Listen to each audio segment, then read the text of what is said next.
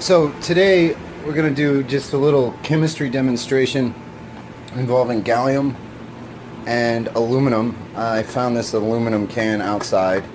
I live near a college campus, so I would never drink bush beer, and I don't really drink much anyway. But I found this, dumped the old beer out, washed it out, and so what we have is aluminum, which is actually a really reactive metal.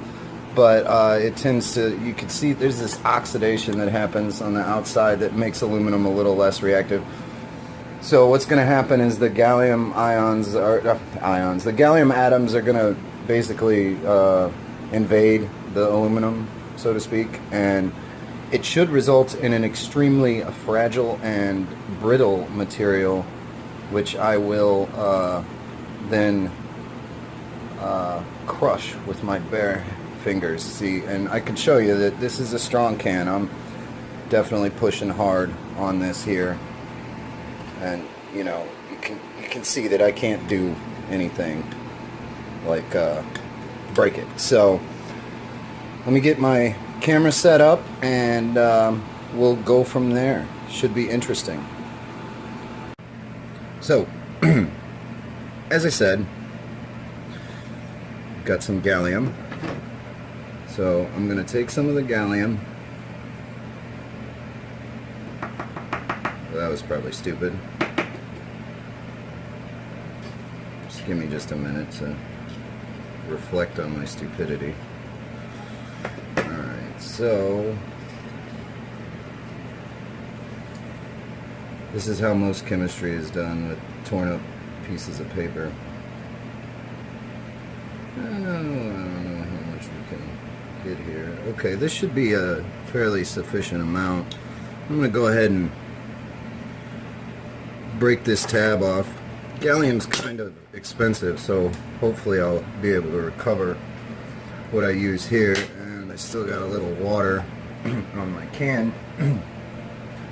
So essentially, I'm not quite sure how long this reaction will take. Probably about 30 minutes. So the first thing I'm going to do is dump my liquid gallium right here onto the can. Next thing I'm going to do is I'm going to take this knife,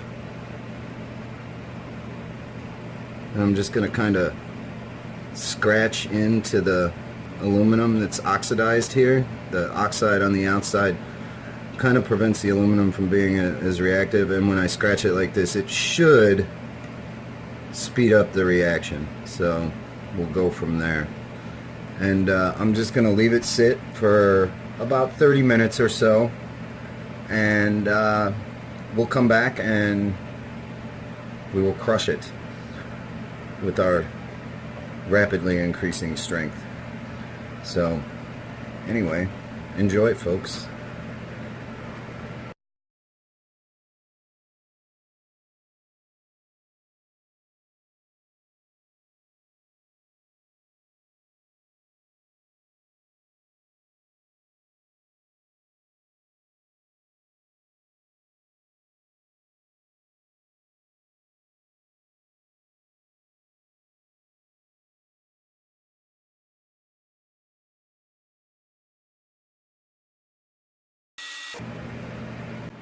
Here we go. Actually, we should be able to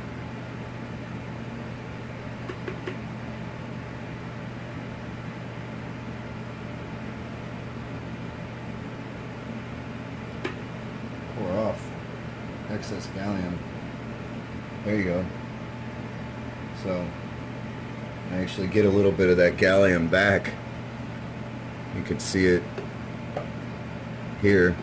That was what was on the can, and it comes back metallic. So we should be able to just crush this like paper, and as you can see, that's definitely the case. It's destroyed the structural integrity of this aluminum can to the point where the aluminum just cracks like paper. It's literally got no strength left.